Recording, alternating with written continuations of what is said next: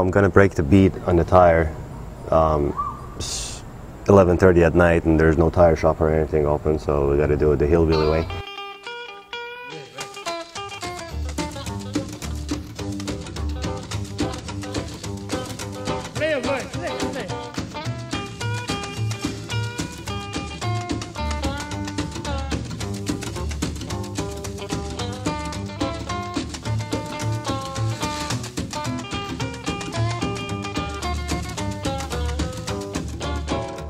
It's 1 o'clock in the morning right now, and I've been working on this thing since 9 o'clock.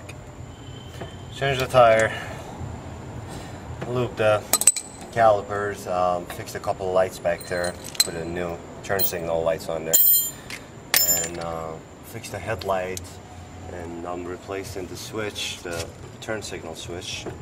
It's all metal housing and seems like to be good quality. But and the good thing it has a off and on for headlights, which usually the most bikes in the US don't have that because of the law. And so I can actually turn the lights off with the switch and I don't have to worry about it if I need to.